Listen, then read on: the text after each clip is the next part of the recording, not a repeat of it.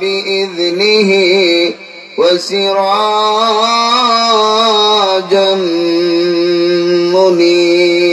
منيرا وقد قال الله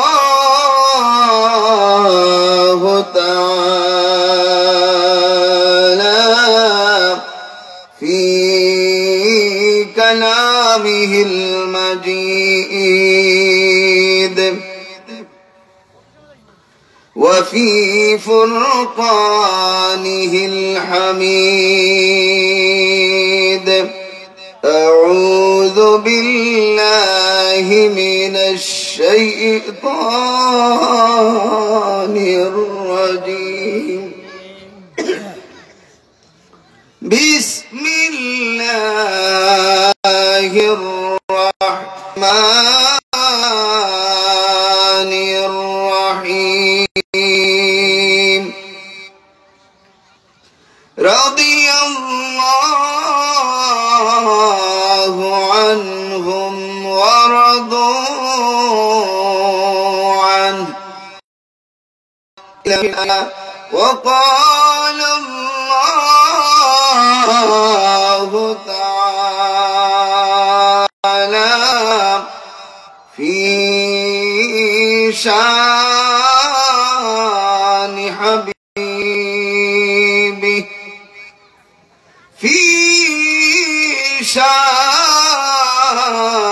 حبيبه ومحبوبه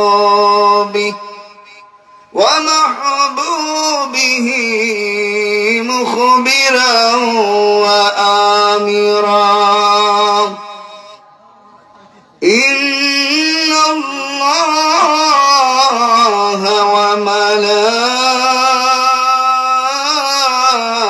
وملائكته يصلون على النبي يا أيها الذين آمنوا صلوا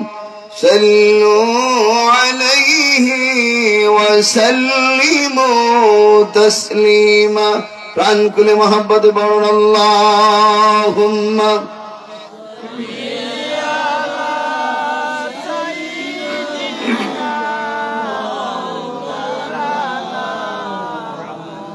وعلى آل سيدنا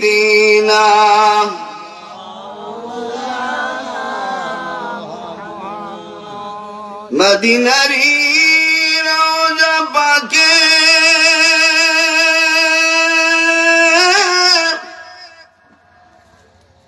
কিসের কান্না শোনা যায়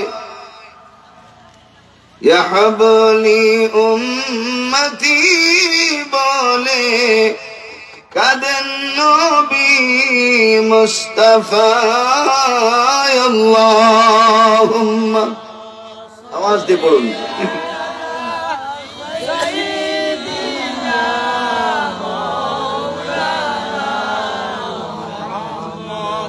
وعلى آل سيدنا مولانا كندري طريق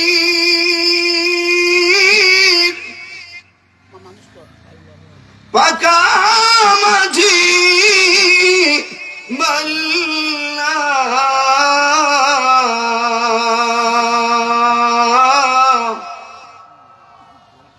دری مکے شریگان لا شریک اللہ اللہم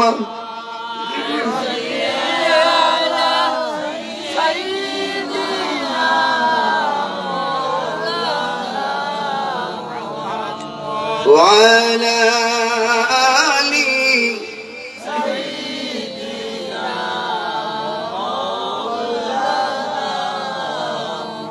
এক দুই মিনিট জিকির করেন Allahu Allah Allahu Allah Allahu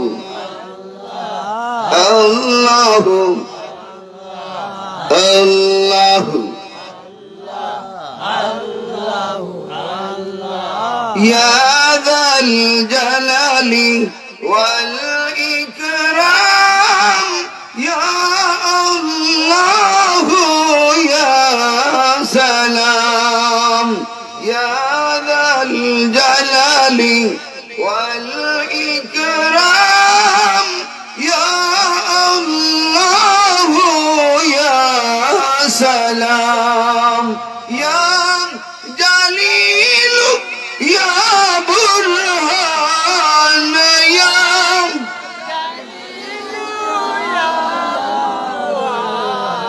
Ya Hannan Ya Mannan Allahu Allahu Allahu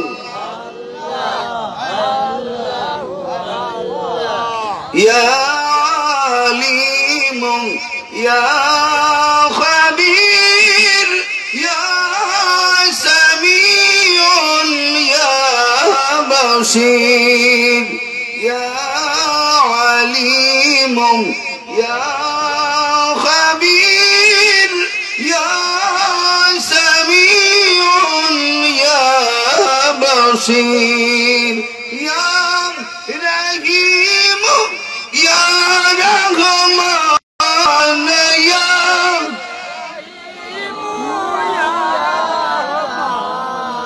Ya Hannan Ya Mannan Allahu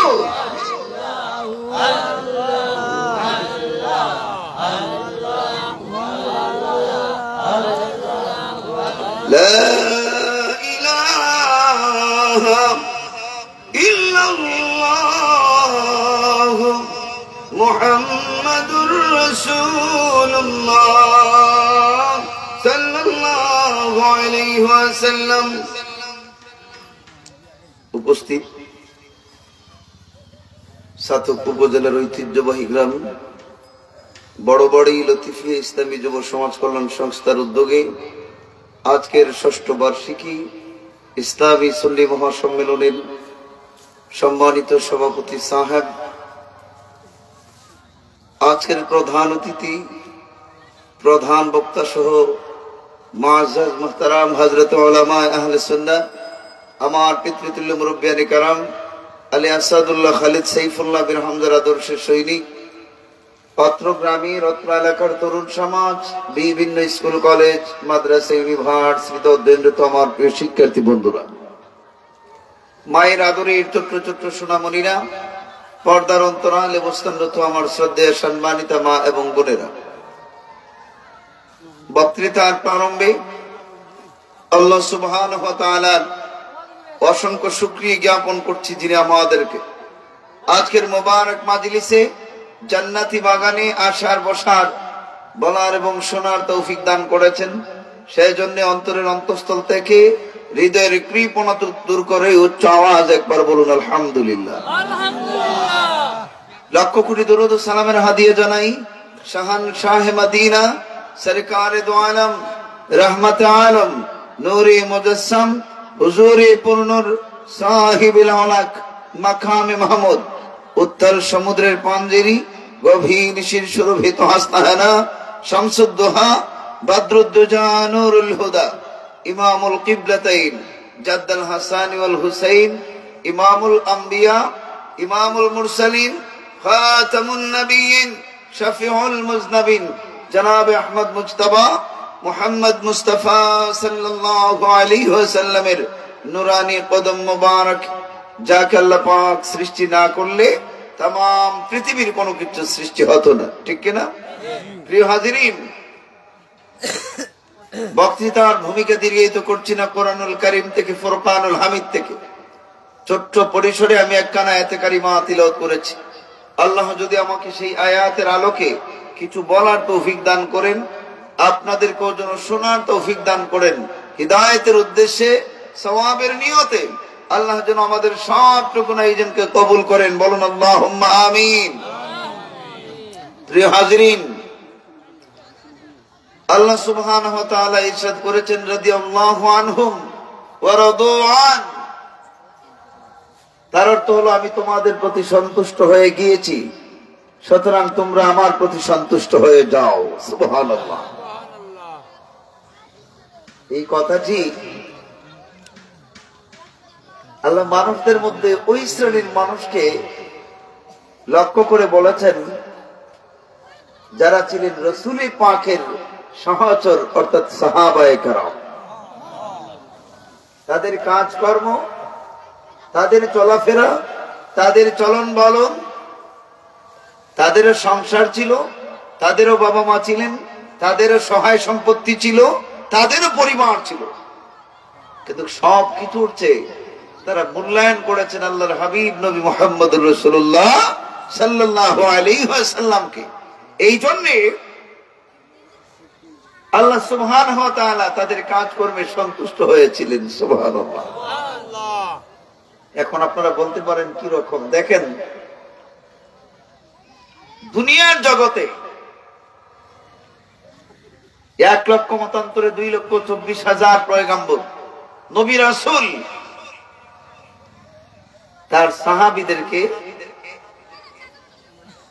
জান্নাতের সুসংবাদ সার্টিফিকেট দিতে পারেন নাই। একমাত্র ব্যতিক্রম হলো আমাদের নবী সাল্লাল্লাহু আলাইহি ওয়াসাল্লাম দুনিয়ার জগতে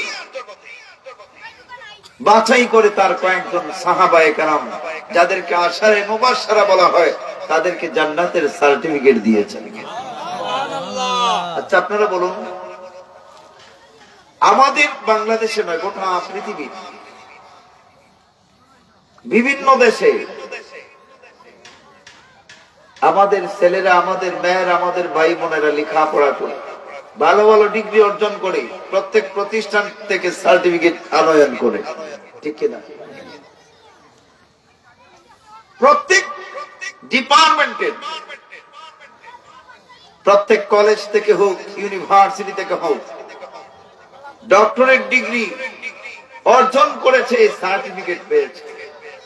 এমএ ডিগ্রি পাস করেছে, সার্টিফিকেট পেয়েছে। তাহলে বোঝা গেল সার্টিফিকেট দেওয়ার জন্য এক একটি ইউনিভার্সিটি, এক একটি বোর্ড যথেষ্ট, কিন্তু জান্নাতের সার্টিফিকেট দেওয়ার জন্য পৃথিবীতে এমন কোন বিশ্ববিদ্যালয়, ঠিক কিনা?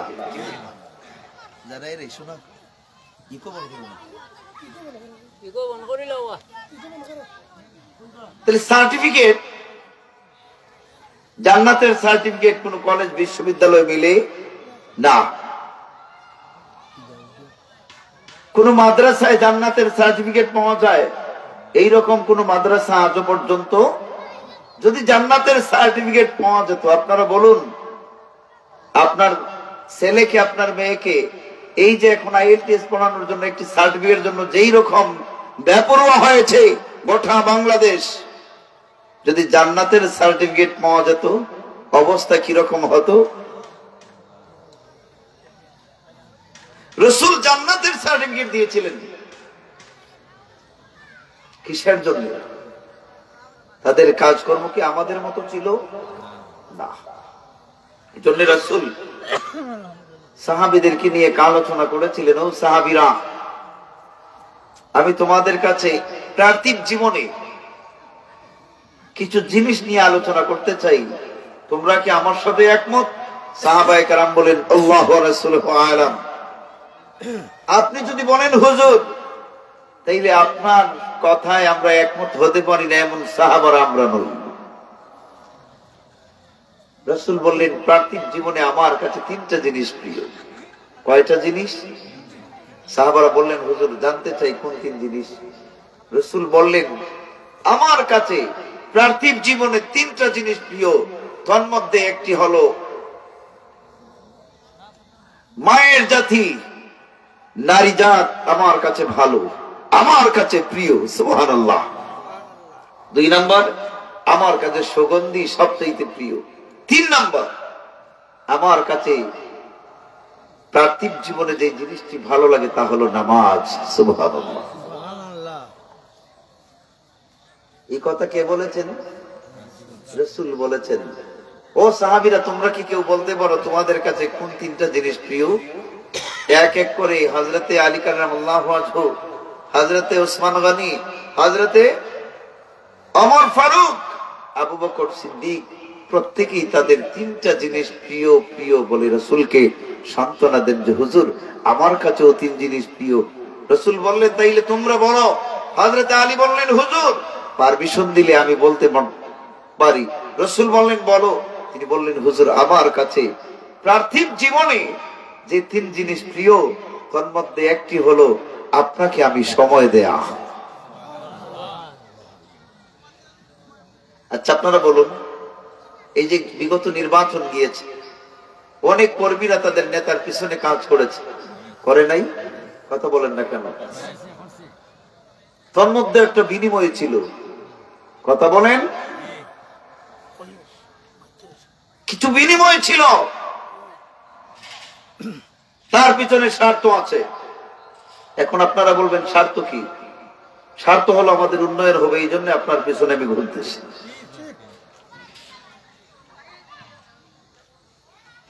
তিনি বললেন হুজুর আপনাকে সময় দেয়া, আপনার প্রেমে সময় ব্যয় করা এই পার্থিব জীবনে সবচেয়ে ভালো আমার লাগে।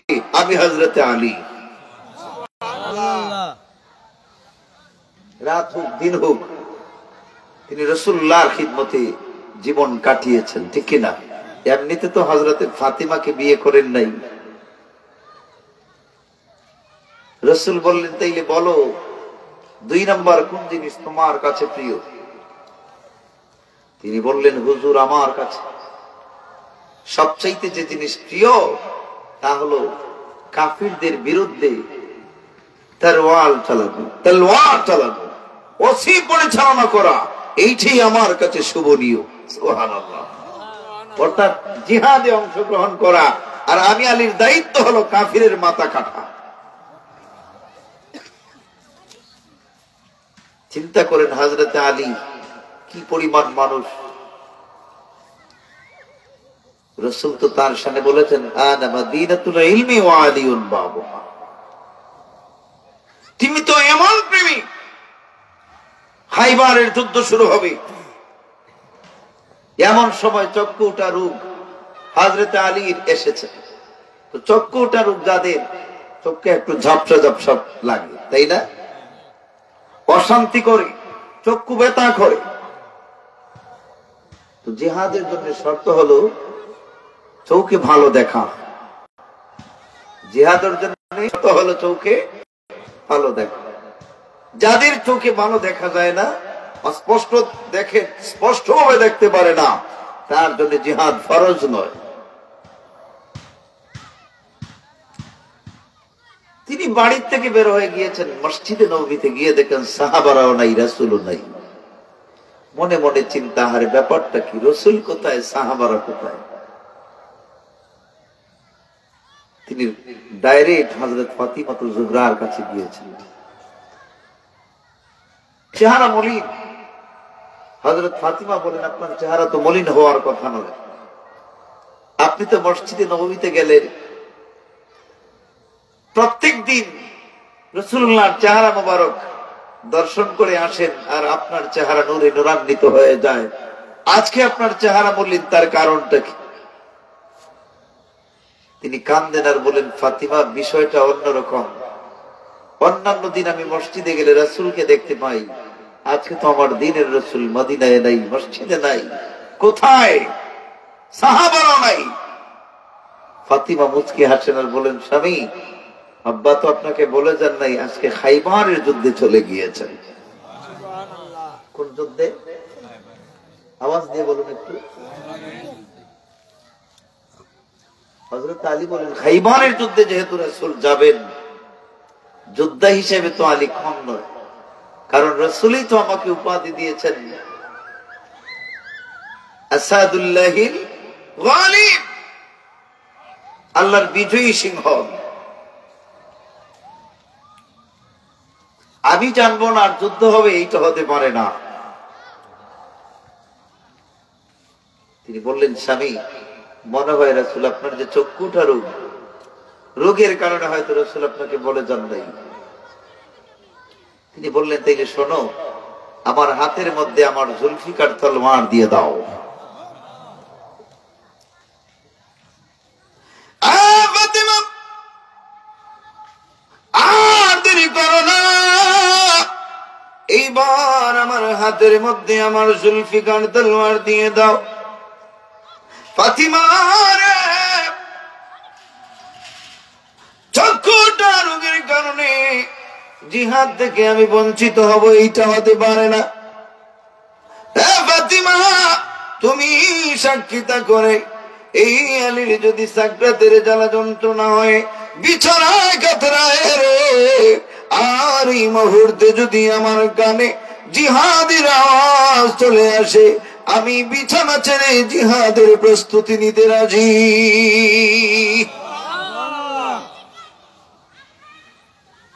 এইবার জুলফিকার তলোয়ার নিয়ে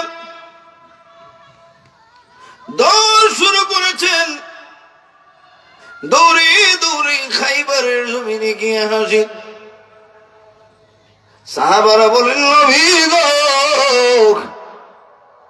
কি গো নবীজি, ব্যাপারে বুঝতে পারি নাই, আপনি তো আলীকে বলেন নাই। ওই দেখে হযরত আলী জুলফিকার তলোয়ার নিয়ে দৌড়ে দৌড়ে আসছে।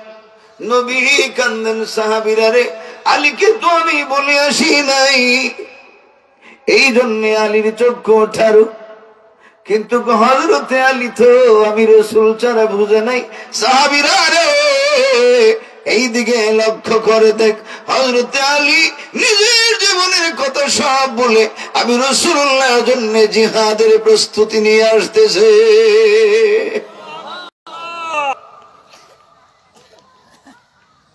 হুজুর,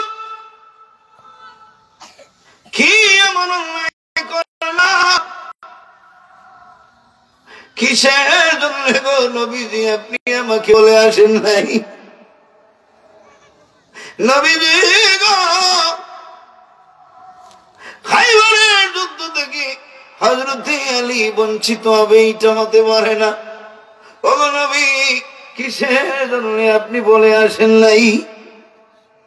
নবী বললেন, আলী রে, কোন অন্যায় নয়, কোন অপরাধ নয় রে আলী, তোমার তো চক্ষু ওঠা রোগ। গ্রাম্য ভাষায় কথা আছে, আগে নিজের জান বাঁচাও, নিজের জান বাঁচানো ফরজ, ঠিক কিনা? আলী, তোমার চক্ষু ওঠা রোগ, যার কারণে আমি রাসূল তোমাকে বলে আসি নাই। তিনি বলেন, নবী গো, শরীরের সামান্য অসুস্থতার বাহানা দেখিয়ে রাসূল থেকে আমি আলাদা হতে চাই না গো, কিয়ামতের ময়দানে আল্লাহর সামনে মুখ দেখাতে পারবো না।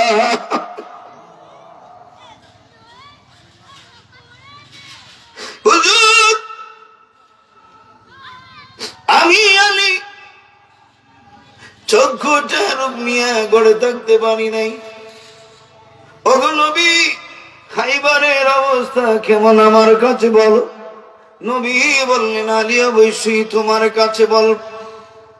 হযরত আলী বলেন, হুজুর গো, আপনার নূরানি হাত মোবারক দিয়া আমি আলীর এই চক্ষুটা রোগাক্রান্ত চোখের মধ্যে আপনার হাত মোবারক একটাবার বোলাইয়া দেন। আমার নবী নূরানি হাত মোবারক দিয়া হযরত আলীর এই চক্ষু ওঠা রোগে মালিশ করেছেন। মালিশ করতে দেরি হয়েছে, হযরত আলীর চক্ষু ওঠা রোগ ভালো হতে দেরি হয় নাই। নবী কি আমাদের মতো?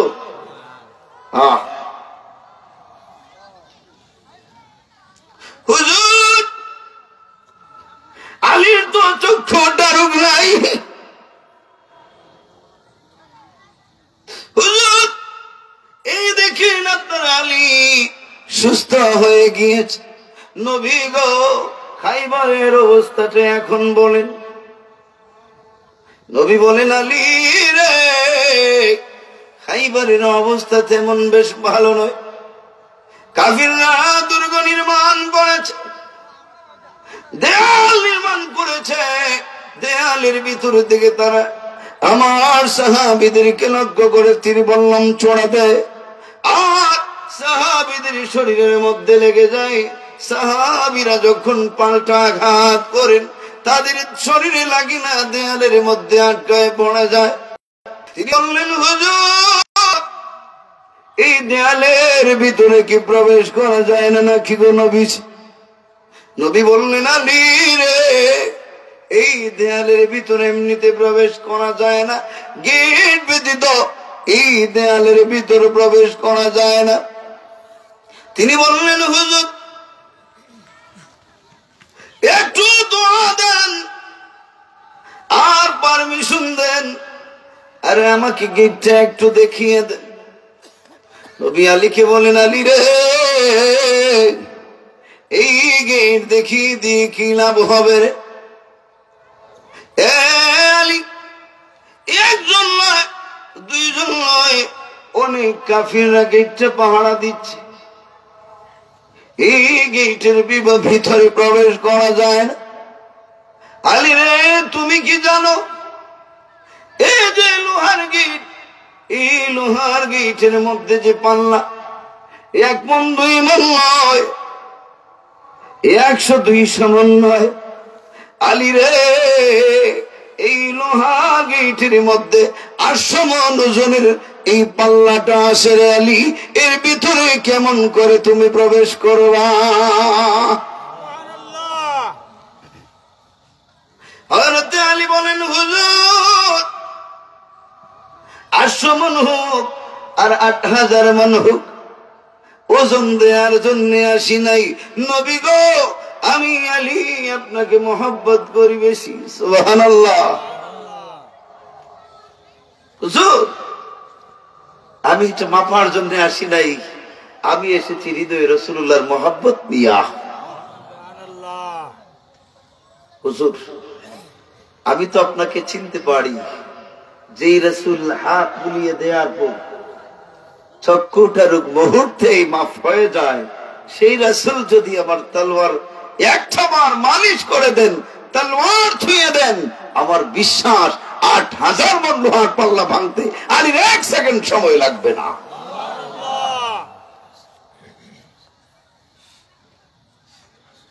হুজুর এই নেন তলোয়ার,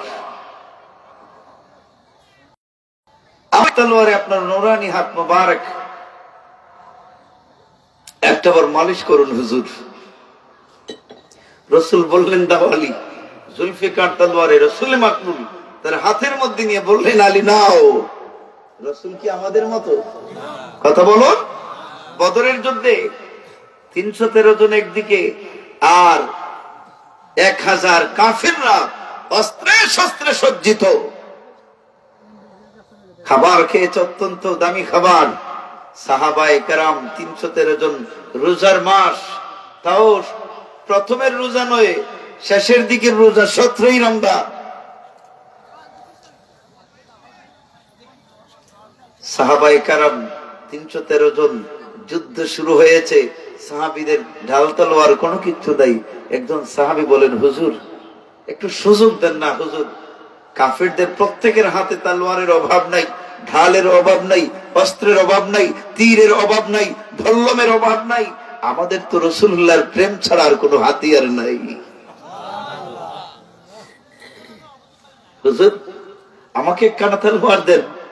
রাসূল বললেন দেখো তলোয়ার দিতে হলে অনেক টাকা পয়সার ব্যাপার, প্রত্যেকের হাতে আমি তলোয়ার দিতে পারবো না, তোমাদের তো অস্ত্র আছে, লা ইলাহা ইল্লাল্লাহু মুহাম্মাদুর রাসূলুল্লাহ, এইটাই তো হচ্ছে তোমাদের বড় তলোয়ার, হাতিয়ার। একজন সাহাবী বললেন হুজুর আপনার হাত দিয়ে কোন একটা অস্ত্র আমার হাতে তুলে দেন। নবীজি তাকায় দেখেন কোনো কিছু নাই, হঠাৎ করে দেখেন খাজুরের শুকনো একটা ডাল। তিনি বললেন এই নাও তোমার তলোয়ার। কে দিয়েছেন? আরো জোরে বলুন, আরো জোরে। এই সাহাবী বলেন এই খাজুরের টুকরা নিয়া কোন কাফিরের শরীরে আমি আঘাত করলে ধারালো অস্ত্র দিয়ে আঘাত করলে যেই রকম দুই টুকরা হতে দেরি হয় না, এই খাজুরের টুকরা দিয়ে আমি আঘাত করেছি, আঘাত করতে দেরি হয়, কাটতে দেরি হয় না। তিনি তো রাসূল, ঠিক না? হুজুর এই তলোয়ার নেন, আর আলীকে একটু দোয়া দিয়ে দেন। নবীজি বললেন, আলী রে যাও, আলী যাও, আমি রাসূল দোয়া দিয়ে দিলাম। হযরত আলী লোহার গেটের সামনে গিয়া লোহার গেটকে লক্ষ্য করে বলেন, হে লোহার গেট, তুমি কি আমার পরিচয় জানো রে? আমি হলাম রাসূলুল্লাহর সাহাবী হযরত আলী কাররামাল্লাহু ওয়াজহু। এ লোহার গেট, তুমি কি আমার পরিচয় জানো? আমি হলাম হযরত ইমাম হাসান আর হুসাইনের বাবা। আল হাসান ওয়াল হুসাইন সাইয়্যিদা শাবাবি আহলিল জান্নাহ। আমার দুই ছেলে ইমাম হাসান আর হুসাইন জান্নাতের যুবকদের সরদার। হে লোহার গেট, আমি আমার পরিচয় দিলাম। আমার স্ত্রী সাইয়্যিদাতুন নিসাই আহলিল জান্নাহ, আমার স্ত্রী হযরত ফাতিমা জান্নাতের মহিলাদের সরদারিনী। এ লোহার গেট, এমনিতে আসি নাই, নবীজি দোয়া দিয়ে আমাকে দিয়েছেন। লোহার গেট রে, আমি তোমাকে বলছি, পারবি রে লোহার গেট একটু সুযোগ করে দিতে, ইসলামের জন্য একটু সাহায্য করতে? এ লোহার গেট, আমি আলী তোর জন্য দোয়া করব। লোহার গেট রে, এমনিতে আসি নাই, রাসূলুল্লাহর পারমিশন নিয়ে এসেছি। এই বলে হযরত আলী আল্লাহু আকবার বলে আওয়াজ দিয়া এই তার হাতের মধ্যে জুলফিকার তলোয়ার নিয়ে এই লোহার সমান ওজনের পল্লার মধ্যে আঘাত করেছেন। ভাই, আঘাত করতে দেরি হয়েছে, আর সমান লোহার গেট ভেঙে চুরমাচুর হতে দেরি হয় নাই। আল্লাহু আকবার।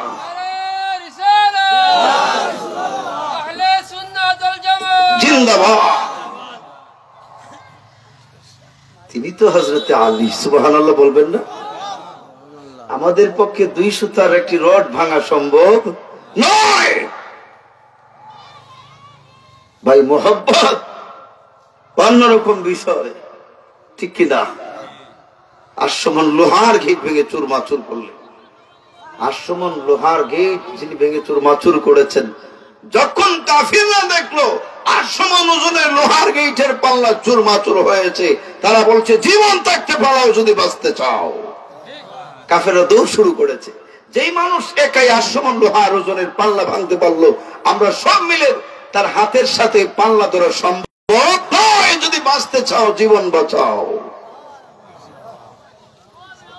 ইনিকে তিনি বললেন, হুজুর আমার কাছে সবচেয়ে প্রিয় এই পৃথিবীর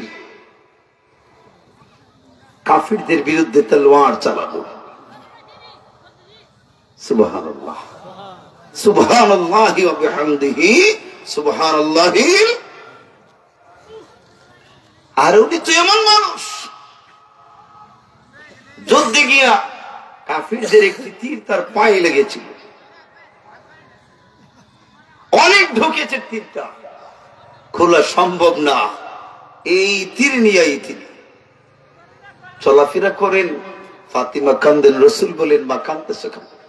তিনি বলেন, আব্বাজান, এখনকার চিকিৎসা বিজ্ঞান আর 1000 বছর আগের চিকিৎসা বিজ্ঞান এক সমান। এখন ভালো মানুষকে ইনজেকশন দিলে সে অচেতন করে ফেলে, ঠিক কিনা? 1000 বছর আগে এইরকম সিস্টেম ছিল।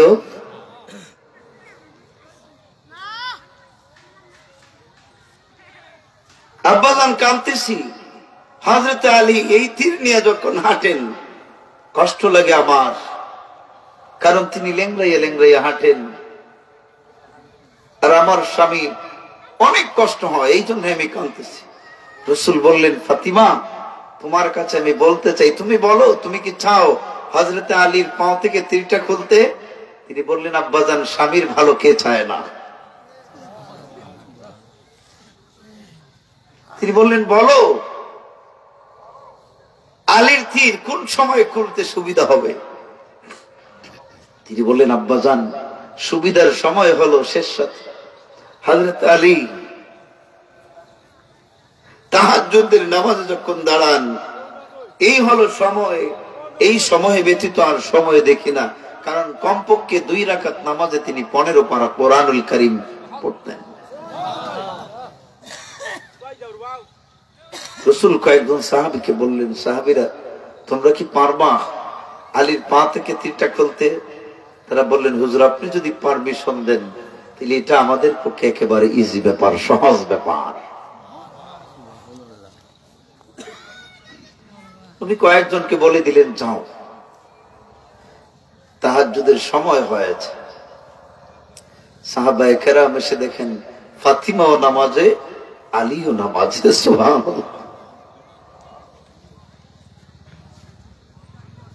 ফাতিমার সালাম ফিরালেন। সাহাবীরা বললেন, রাসূল আমাদেরকে পাঠিয়ে দিয়েছেন। তিনি বললেন, যাও, এই সুবর্ণ সুযোগ, আলীর পা থেকে এখন তীর খুলতে পারবা। সাহাবায়ে কেরাম হযরত আলীর কদম ধরে টান দিয়ে তীর খুলতে অনেক কষ্ট হয়েছে। হযরত আলীর খবর নাই।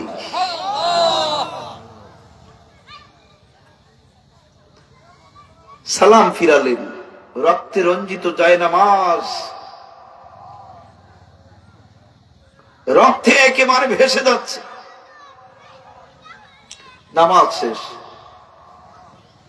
দেখেন সমস্ত সাদা কাপড় রক্তে রঙিন।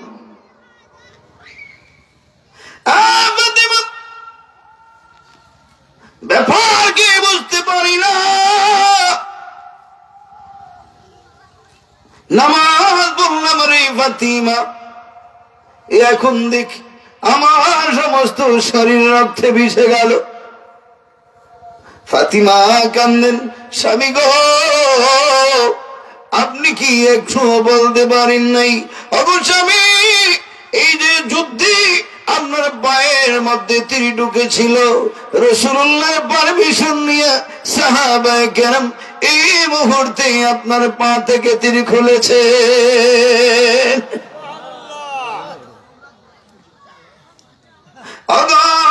স্বামী, অন্য কোন রক্ত নয়, আপনার শরীর থেকে রক্তটুকু ঝরেছে। তিনি কান্দেন। ফাতিমা সান্ত্বনার বাণী শোনান, আলী শান্ত হন নাই। ফাতিমা দৌড়ে দৌড়ে রাসূলুল্লাহর দরবারে হাজির।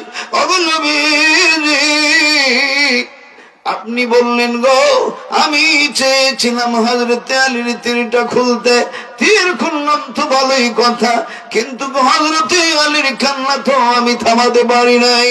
ওগো নবীজি, আমি এখন কি করব গো?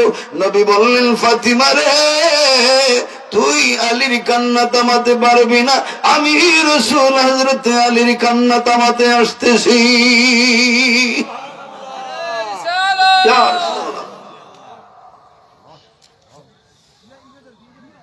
আল্লাহ নবী গেলেন, আলী রে, কিসের জন্য রে আলী তুমি এমন কান্নাকাটি করো? হযরত আলী বলেন, নবী গো, এই দুনিয়ার সুন্দর চাই না, এই দুনিয়ার আর মায়ের স্বামী চাই না। ওগো নবী, পায়ে তীর ঢুকেছে, কাফিরদের তীর গো নবীজি, এই তীর আমি আলী খুলতে চাই না। ওগো নবীজি, ফাতিমা মনে হয় সাহাবীদেরকে বলেছে, ফাতিমাকে আমি কোনো কিচ্ছু বলতে পারি নাই। কান্দি গো নবীজি, এই তীরটা যদি আমার পায়ে থাকতো গো, আর মালাকুল মউত আজরাইল যদি আমাকে গ্রেফতার করতে পারত, এই দুনিয়ার জগৎ যখন আমি ছেড়ে যেতাম। ওগো নবীজি, কবরে যখন রাখা হতো গো, মান রাব্বুকা ওয়া মা নাবিয়ুক ওয়া মা দীনুকা যখন প্রশ্ন করা হতো, আমি বলতাম কোনো কিচ্ছু আমি জানি না, কোনো কিচ্ছু আমি জানি না, কোনো কিচ্ছু আমি জানি না। লাদরি লাদরি লাদরি, তবে কবরে এমনিতে আসি নাই, দিনের স্বার্থে কাফিরদের বিরুদ্ধে যুদ্ধ করে এই তীর নিয়ে আমি কবরের মধ্যে এসেছি। আমার মনে হয় মুনকার নাকির আমার কবরে নবী গো কোন ধরনের আযাব দিত না।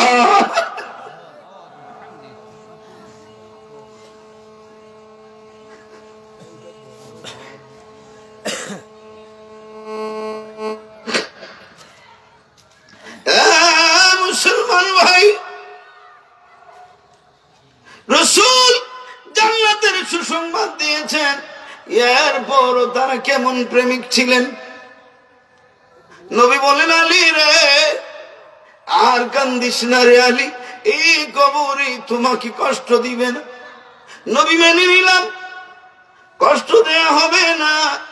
আমাকে যখন কিয়ামতের মাঠে উত্তোলন করা হবে, আল্লাহ যখন আমাকে বলবেন, আলী রে আয় আয় দিকে চলে আয়। ওগো নবীজি, আমি যখন কিয়ামতের ময়দানে লেংড়াইয়ে লেংড়াইয়ে আল্লাহর দরবারে হাজির হতাম, আমার মনে এতটুকুই ব্যথা ছিল। আল্লাহ বলবেন, আলী রে লেংড়াইয়ে কেন হাঁটো? এইটা তো দুনিয়ার জগৎ নয়, এইটা তো কিয়ামতের ময়দান।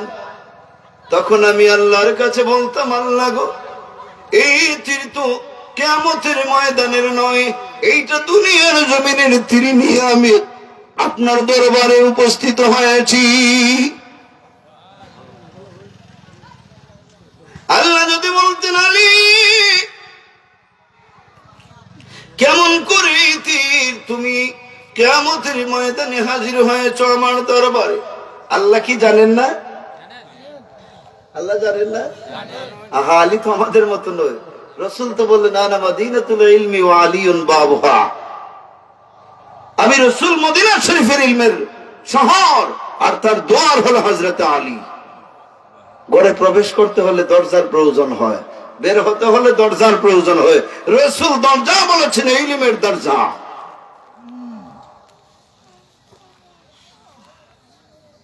তিনি বললেন, হুজুর আমার মনে হয় সেই দিন আল্লাহ আমাকে বলতেন, আলী এখন তো প্রতিদান দিবস, এই যে কষ্ট করেছো তার বদলা নেওয়ার দিন আছে, তুমি বলো কি চাও? নবী গো, আমি সেই দিন আল্লাহর কাছে বলতাম, কোনো কিছু চাই না। মনে হয় আমার কৃতকর্মে আল্লাহ আমাকে বারবার বলতেন, আলী না তুমি বলো কি চাও। বারংবার যখন আমার আল্লাহ আমাকে বলতেন, তখন আমি একটা জিনিস আল্লাহর কাছে দাবি রাখতাম। রাসূল বললেন, আলী আমি রাসূল তোমাকে কথা দিলাম, 1000 দাবিও যদি করো আমার আল্লাহ তোমার 1000 দাবি পূরণ করবে। তিনি বললেন, হুজুর আমি 1000 দাবি আল্লাহর কাছে রাখতে চাই না, একটাই দাবি রাখতে চাই। আল্লাহ যদি আমাকে বলতেন, বলো তোমার 1000 দাবির মধ্যে একটা দাবি কি, সেই দিন আমি বলতাম, রাসূলুল্লাহর গুনাহগার উম্মতকে মাফ করে দেন। আজকে কাঁদতেছি এই তীর নিয়ে কিয়ামতের ময়দানে যে উঠতে পারলাম না, আমার থেকে যে তীরটা আলাদা হলো, এই জন্য আমি কাঁদতেছি।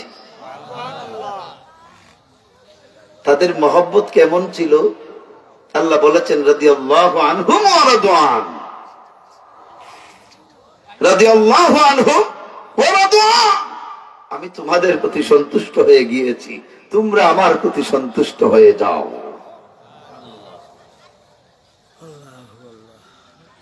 রাসূল বললেন, বলো আলী 3 নাম্বার কি? তিনি বললেন, 3 নাম্বার হলো আমি নিশিরাতে নামাজ পড়া পছন্দ করি। রাসূল উসমানকে বললেন, উসমান তোমার কাছে এই পার্থিব জীবনে কোন 3টা জিনিস প্রিয়? তিনি বললেন, হুজুর প্রথমে আমার কাছে সালামের প্রচার এবং প্রসার ঘটানো, এইটা আমার কাছে সবচেয়ে ভালো। 2 নাম্বার হুজুর অতিথি আপ্যায়ন করা, মেহমান আসলে তাকে কি দেয়া, খাবার দেয়া, এটা আমার কাছে প্রিয় হুজুর। আর গ্রীষ্মকালীন গরমের দিনে রোজা রাখা, এটা আমার কাছে পছন্দনীয়। সুবহানাল্লাহ। হযরত ওমরকে বলেন, বলো ওমর তোমার কাছে কোন 3টা জিনিস প্রিয়? তিনি বললেন, হুজুর প্রথমে আমার কাছে প্রিয় হলো ভালো কাজে মানুষকে আদেশ দেয়া। সুবহানাল্লাহ জোরে বলবেন না?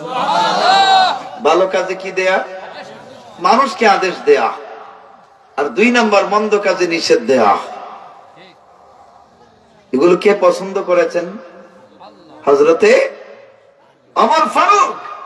এই জন্য তো কোরআনুল কারীম আল্লাহ বলেছেন খায়রা উম্মাতিন উখরিজাত লিন-নাস তা'মুরুনা বিল মা'রুফ ওয়া তানহাউনা আনিল মুনকার।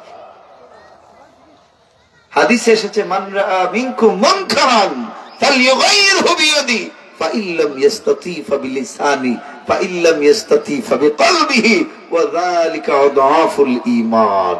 সুবহানাল্লাহ।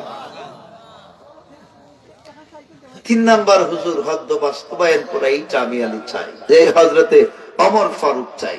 রাসূল মুচকি হাসলেন, ডাকেন ও আবু বকর, তোমার কাছে আসলাম, তোমার কাছে কোন 3টা জিনিস প্রিয়?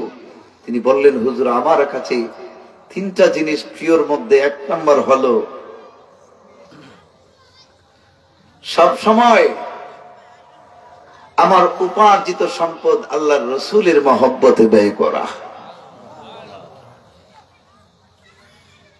আমরা তো ব্যাংক ব্যালেন্স খুব গরম, ওয়াজ মাহফিলে টাকা দিতে রাজি নয়, ঠিক কিনা?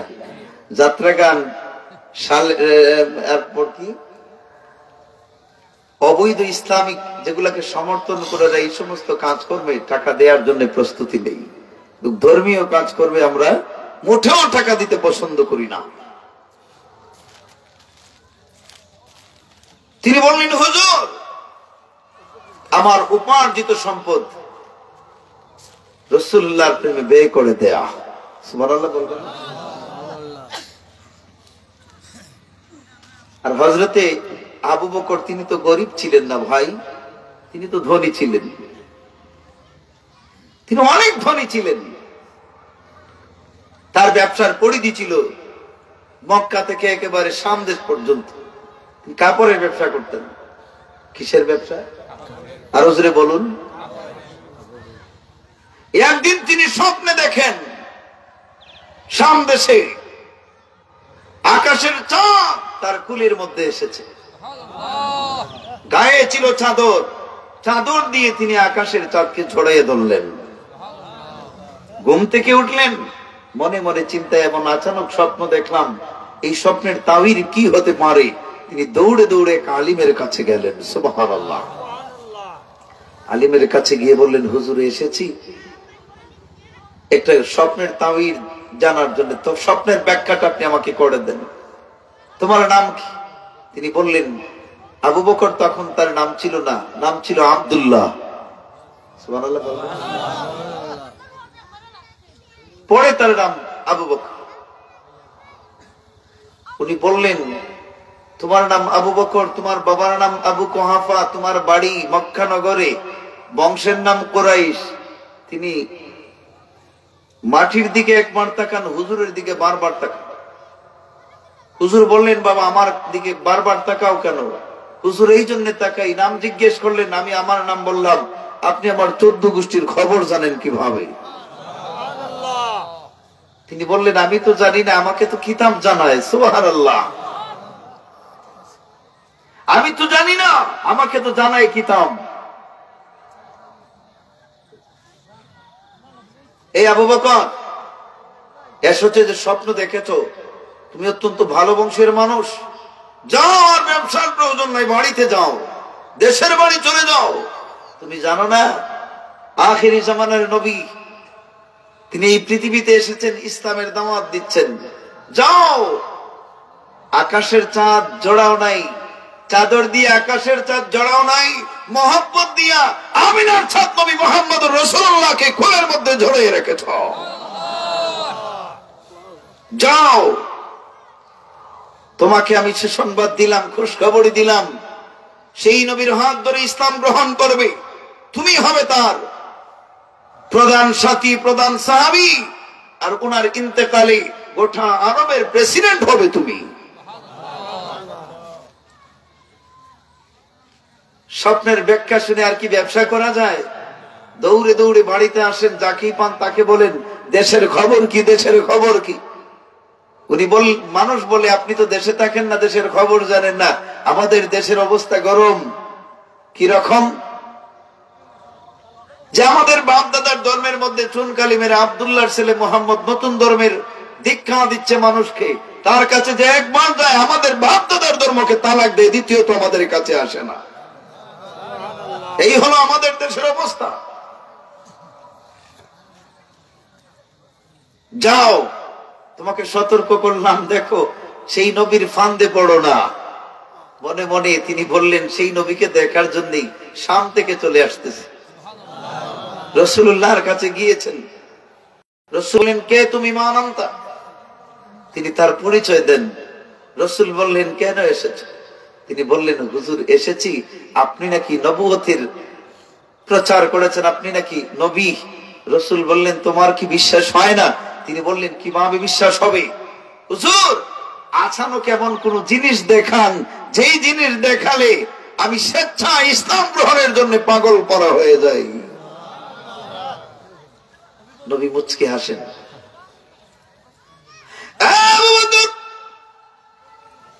কি এমন প্রমাণ দেখাবো? আমার কাছে জবাব দাও আবু বকর। হ্যাঁ, গত রাত্রি তুমি কি স্বপ্ন দেখেছিলে? আর কার কাছে স্বপ্নের ব্যাখ্যা জানার জন্য পাগল হয়েছিলে? আবু বকর, আরে আলিম কি এমন ব্যাখ্যা করেছিল আমার কাছে জবাব দাও।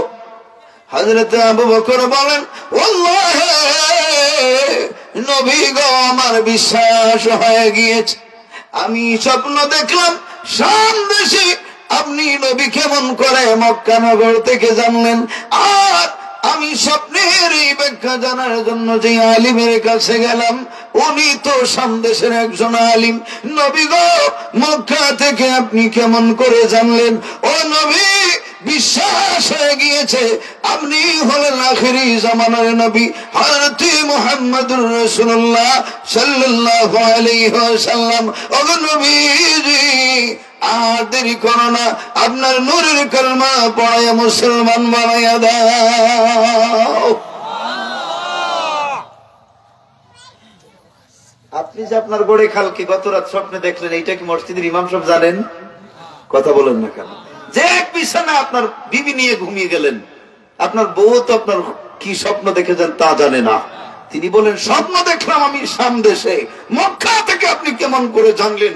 এর চেয়ে আচানক আর কি হতে পারে, ঠিক কিনা? হুজুর আমি ঈমান আনলাম। তিনি বললেন, হুজুর আমার সবচেয়ে ভালো লাগে আমার উপার্জিত সম্পদ আপনার জন্য ব্যয় করা। এই জন্য তো এক যুদ্ধে রাসূল সাহাবাদেরকে বললেন, তোমাদের যার যার সামর্থ্য আছে সব নিয়ে হাজির হও। সমস্ত সাহাবী তাদের উপার্জিত সম্পদ দিয়ে রাসূলুল্লাহর দরবারে হাজির হয়েছে। এই যুদ্ধে সবচেয়ে বড় অনুদান ছিল হযরত ওমরের। অনেক মাল সামান নিয়ে রাসূলুল্লাহর দরবারে হাজির। রাসূল এত বেশি মাল সামান দেখে তিনি মুচকি হাসলেন, ওমর এত মাল সামান নিয়ে আসছো, বাড়ির মধ্যে স্ত্রী পুত্র স্বজনের জন্য কোনো কিছু রেখা আসে নাই? তিনি বললেন, হুজুর চিন্তার প্রয়োজন নাই, যা নিয়ে এসেছি অর্ধেক বাড়িতেও রেখে এসেছি। যা নিয়ে এসেছি গোটা সম্পদকে দুই ভাগে ভাগ করে একটা ভাগ আপনার ইসলামের জন্য আর আরেকটা ভাগ বাড়ি পরিবার পরিজনের জন্য রেখে এসেছে। কিছুক্ষণ পর সিদ্দিকে আকবর আবু বকর সিদ্দিক হাজির, চোখের মধ্যে কান্না, মাথার মধ্যে গাটুরি। রাসূল বললেন, আবু বকর এত দেরিতে আসলা আর কাঁদতেছে কেন? তিনি বললেন, হুজুর না এমনিতেই কাঁদতেছে। আবু বকর কেন কাঁদেন রাসূল জানেন না? রাসূল কি আমাদের মতো?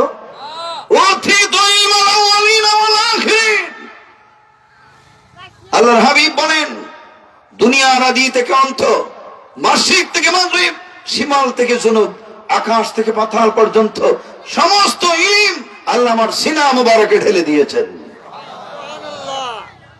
ওয়াল্লামাকা মা লাম তাকুন তা'লাম।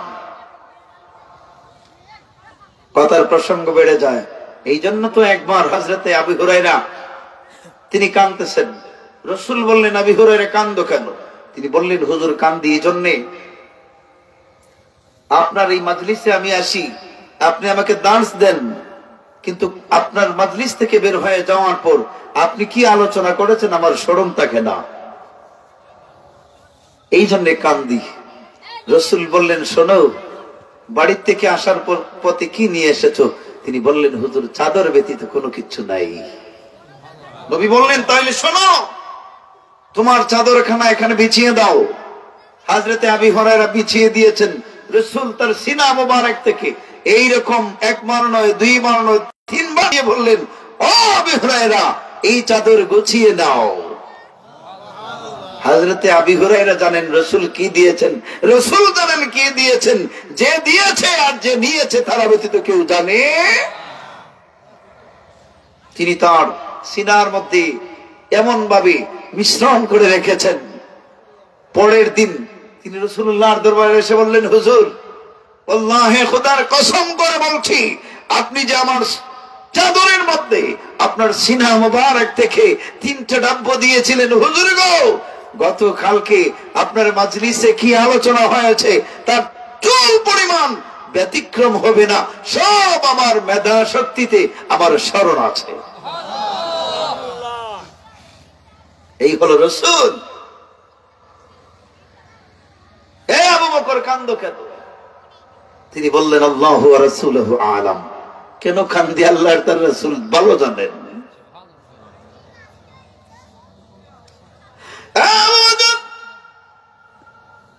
কি হয়েছে, কিসের জন্য এমন করে কান্দ? তিনি বলেন, নবী গো, অন্য কোনো কিছুর জন্য কান্দি না, কান্দি গো নবীজি, আমার ঘরের মধ্যে যদি গো আরো মাল সামানা থাকতো, নবী গো সব মাল সামানা নিয়ে আমি হাজির হতাম। কিন্তু নবীজি, আমার ঘরের মধ্যে এমন কোনো কিছু নাই। নবীজি এই গাঠুরি খুলে দেখেন, লবণ রাখার পাত্র পর্যন্ত এইখানের মধ্যে হাজির। নবী কান্দেন, হে আবু বকর, কি রে, লবণ রাখার পাত্রটা পর্যন্ত রেখে এসেছো? আমি জানতে চাই পরিবার পরিজনের জন্য করে নাই। হে আবু বকর, যার পরিবার আছে তার বাড়ির মধ্যে একটা চিন্তা আছে। ও আবু বকর, আমি জানতে চাই লবণ রাখার পাত্রটা পর্যন্ত যদি নিয়ে আসলে এই ঘরের মধ্যে আর কি আছে আমি রাসূল জানার কোনো অভাব নাই। আবু বকর, এইবার জবাব দাও, বাড়ির মধ্যে কি রেখে এসেছ? তিনি বললেন, আল্লাহর নবী গো, অবশ্যই আমার বাড়িতে আমি এমন মহামূল্যবান সম্পদ রেখে এসেছি। নবী বললেন, আবু বকর, এই মহামূল্যবান সম্পদের পরিচয় কি আমি রাসূলুল্লাহর কাছে দিবে না? তিনি বললেন, আল্লাহর নবী গো, এমন মহামূল্যবান সম্পদ, ওগো নবীজি, আমি বাড়িতে যা রেখে এসেছি তা হলো আল্লাহ এবং তার নবীর মহব্বত ছাড়া আমার ঘরে আর কোনো কিচ্ছু নাই। আল্লাহু আকবার। আযান হয়ে গেছে। সাল্লাল্লাহু আলা সাইয়্যিদিনা ওয়া মাওলানা মুহাম্মদ ওয়া আলা আলিহি ওয়া সাহবিহি ওয়াসাল্লাম। যদি আলোচনার